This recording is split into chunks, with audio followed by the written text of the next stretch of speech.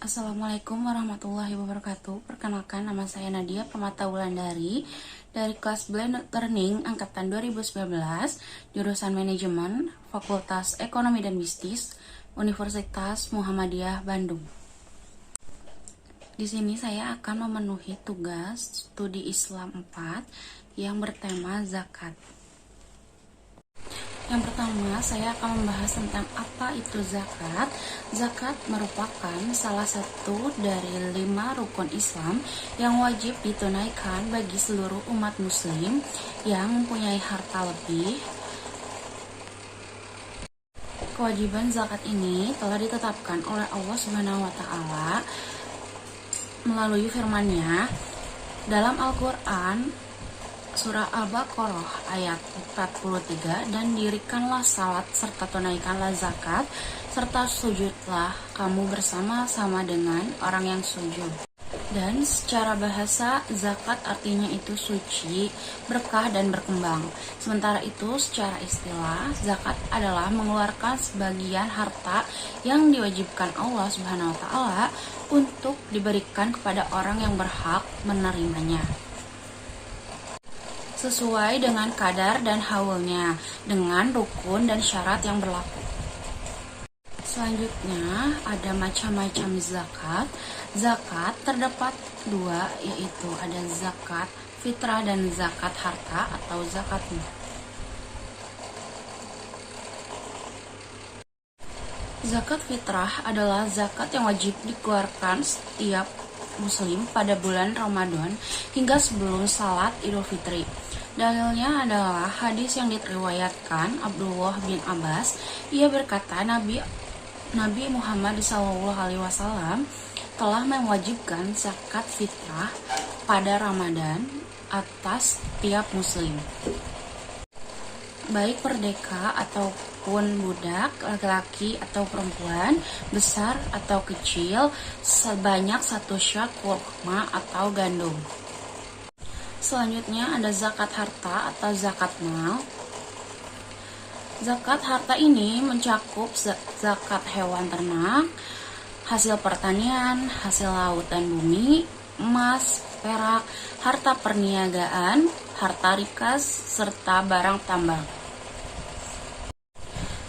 Kewajiban menunaikan zakat harta ini ditetapkan pada Al-Quran Surah At-Taubah ayat 34 yang berbunyi, dan orang-orang yang membendaharakan emas dan perak dan mereka tidak membelanjakan di jalan Allah, maka kabarkanlah kepada mereka bahwa mereka akan menderita azab yang pedih. Dalam hadis yang diriwayatkan Abu Daud juga dijelaskan bahwa Rasulullah SAW memerintahkan kami agar mengeluarkan zakat dari semua yang kami persiapkan untuk perdagangan. Selanjutnya ada tujuan zakat. Di sini saya akan membacakan hanya 4 tujuan saja. Salah satu diantaranya ada mendidik untuk berinfak dan memberi. Yang kedua ada membangun rasa simpati atau cinta sesama. Yang ketiga ada perwujudan iman kepada Allah, menimbulkan akhlak yang mulia dengan memiliki rasa kepedulian yang tinggi dan menghilangkan sifat kikir serta rakus. Dan yang keempat ada mengobati hati dari cinta dunia. Selanjutnya ada syarat zakat fitrah. Yang pertama ada zakat fitrah merupakan beras atau makanan pokok atau diganti dengan uang yang senilai beras maupun makanan pokok tersebut. Yang kedua ada zakat fitrah ditunaikan berupa beras, makanan pokok seberat 2,5 kg atau 3,5 liter atau uang senilai dengan 2,5 kg atau 3,5 liter. Dan yang ketiga, ada zakat fitrah disalurkan paling lambat sebelum pelaksanaan sholat Idul Fitri. Selanjutnya ada syarat zakat mal atau zakat harta. Yang pertama ada zakat emas, perak, dan logam mulia. Yang kedua ada uang dan surat berharga. Yang ketiga ada zakat pendapatan dan jasa. Selanjutnya saya akan sedikit menjelaskan tentang beberapa zakat mal yang termasuk emas, perak, dan logam mulia, serta zakat uang dan surat berharga, serta zakat pendapatan dan jasa. Itu berapa aja sih yang harus kita zakatkan? Nah, di sini saya akan membahasnya. Untuk zakat emas, perak, dan logam mulia, yang pertama saya akan bahas yang zakat emas dulu. Zakat emas wajib dikenakan atas kepemilikan yang telah mencapai nisab atau batasan minimal harta yang wajib dikenakan zakat. 85 gram. Zakat yang harus dibayarkan sebesar 2,5% dari emas yang kita miliki. Lalu, zakat perak wajib dikenakan atas kepemilikan yang telah mencapai nisab 595 gram perak. Zakat yang harus dibayarkan sebesar 2,5% dari perak yang kita miliki. Yang ketiga ada zakat emas wajib dikenakan atas kepemilikan yang telah mencapai nisab batas minimal harta yang wajib dikenakan zakat 85 gram. Zakat yang harus dibayarkan sebesar 2,5% dari emas yang kita miliki. Dan zakat perak wajib dikenakan atas kepemilikan yang telah mencapai nisab 595 gram perak. Zakat yang harus dibayarkan sebesar 2,5% dari perak yang kita miliki. Selanjutnya ada zakat uang dan surat berharga. Zakat uang wajib dikenakan atas kepemilikan yang telah mencapai nisab 85 gram emas. Zakat yang harus dibayarkan sebesar 2,5% uang yang kita miliki. Yang kedua ada zakat surat berharga, wajib dikenakan atas kepemilikan yang telah mencapai nisab 85 gram emas.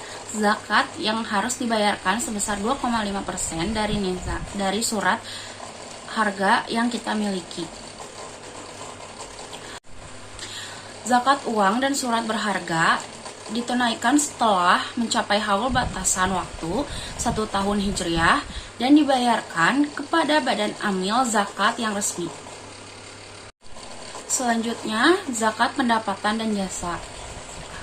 Nisab zakat pendapatan dan jasa senilai dengan 653 kg gabah atau 524 kg beras.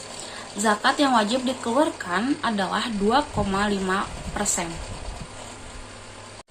Selanjutnya, mengapa di Indonesia masyarakatnya belum sadar zakat atau masih sedikit masyarakat yang berzakat selain zakat fitrah? Nah, saya akan membahasnya di video selanjutnya. Yang saya ketahui ada beberapa faktor yang mungkin dapat dijadikan alasan mengapa masyarakat Indonesia belum sepenuhnya berzakat fitrah gitu kan. Dan salah satu faktornya itu adalah tingkat kepercayaan masyarakat Indonesia yang rendah kepada lembaga-lembaga pengelola zakat. Nah, masyarakat Indonesia tuh masih ada sebagian yang belum percaya misalkan kalau zakat ini bakalan sampai nggak ke tangan orang yang bakal kita zakatin kayak gitu. Nah, masyarakat Indonesia seperti itu. Itu hanya beberapa, tidak semuanya. Nah, selain itu banyak juga kaum muslimin yang masih belum mengerti cara menghitung zakat dan kepada siapa nih zakat yang kita mau zakatin tuh disalurkannya seperti itu. Dan faktor lainnya tidak adanya sanksi apapun bagi orang-orang yang tidak mengeluarkan zakat, kayak seperti berbeda dengan kayak pajak yang wajib gitu kan. Ada kalau tidak bayar pajak akan dikenakan sanksi, dan kalau misalkan zakat ini tidak ada sanksi apapun. Jadi masyarakatnya masih belum sadar kayak gitu. Nah, hal inilah yang saya kira berbeda dengan pajak yang jika tidak membayar akan dikenakan sanksi. Nah, berbeda dengan zakat ini yang tidak ada sanksi apapun jika tidak membayar atau tidak mengikuti zakat. Pengamat ekonomi Islam Yusuf Wibisono mengatakan, sebenarnya masyarakat Indonesia ini cenderung dermawan dalam mengeluarkan zakat. Bahkan dari beberapa riset menunjukkan bahwa masyarakat kelas menengah ke bawah justru lebih dermawan dibandingkan masyarakat dengan menengah ke atas. Namun, masih banyak masyarakat yang tidak membayarkan zakatnya secara formal sehingga tidak tercatat. Jadi mereka membayarnya langsung, tidak melalui lembaga zakat. Jadi kemudian tidak tercatat karena membayarnya langsung, seperti itu. Sekian pembahasan zakat dari saya. Mohon maaf apabila kata-kata yang saya letakkan kurang tepat dan kurang jelas. Mohon maaf sekali lagi. Wassalamualaikum warahmatullahi wabarakatuh.